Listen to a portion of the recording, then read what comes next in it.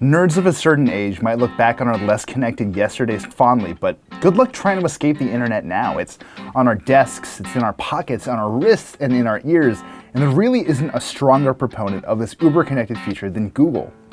Over the years, the search giant, thanks in large part to the services that tie into it, has grown much smarter and much more personal. Now Google is trying once again to weave itself into the fabric of our homes, not with Android-powered streaming boxes, but an intelligent and, dare I say, pretty cute assistant. Say hello to Google Home.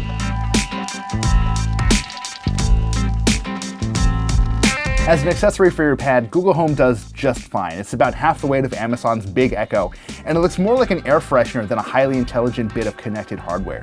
You can customize it too. A quick twist and a yank removes the gray fabric base, which you can swap for something a bit more your speed. If nothing else, Google Home will not clash with your decor. And then you start talking to it. When I reviewed Google's Pixel, I got a taste of how accurate Google's Assistant could be when listening to my voice commands. Well, it works even better with Google Home, and a lot of the credit goes to its 2-microphone setup. Home accurately interpreted just about everything I was saying, be it asking for a news update or adding stuff to my shopping list, just as long as my voice was above a whisper. As you probably guessed, there's more than a little overlap in functionality between Google Home and Amazon's Echo, but Google Home was far and away the better listener. Alexa, read me a sad poem. I can't find the answer to the question I heard. Okay, Google, read me a sad poem. Here's a poem by Robert Frost, Fire and Ice. Some say the world will end in fire. Some say in ice. Turns out it's better at answering, too.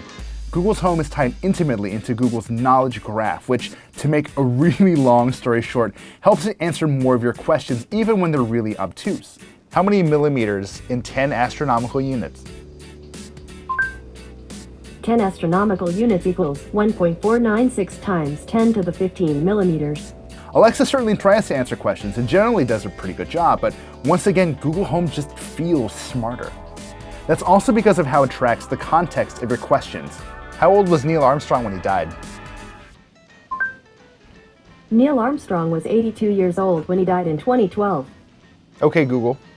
Was he married? He was married to Carol Held Knight and Janet Sheeran. Okay, Google. Did he have kids? Eric Armstrong, Karen Armstrong, and Mark Armstrong. See that? I didn't have to keep saying Neil Armstrong. This sort of contextual awareness can obscure Google Home's true nature in some weird ways. I mean, you'll never really forget you're talking to a machine, but just talking to it feels normal and fluid and conversational, I would say even natural sometimes. It's a handy music machine too, just as long as you keep your expectations in check. Don't get me wrong, asking Home to play tunes from Spotify, YouTube Music, Pandora, and Google Play Music is absolutely peachy. The built-in speaker definitely isn't bad, and it gets really loud, but don't expect this thing to replace your existing sound system. Playing on Spotify. That said, it'll sync to multiple pairs of speakers if they have Chromecasts attached to them, so it's pretty easy and cheap to set up a whole house audio system. And if you're the sort of person who has or is trying to build a smart home around yourself, you're in luck.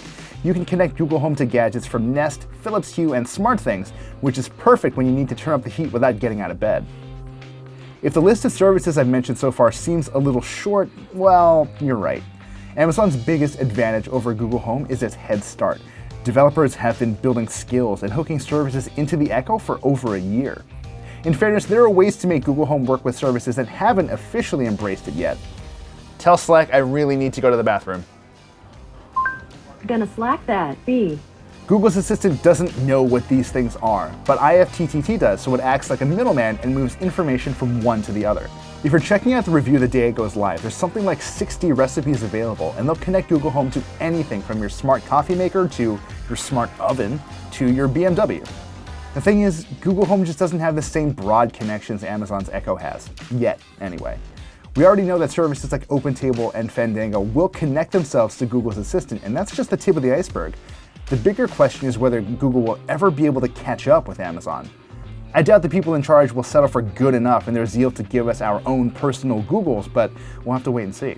For now, there's another more pressing issue to deal with, and that's the lack of support for multiple accounts. Now, if you're anything like me, you have a work Gmail account and a personal account. It's pretty common.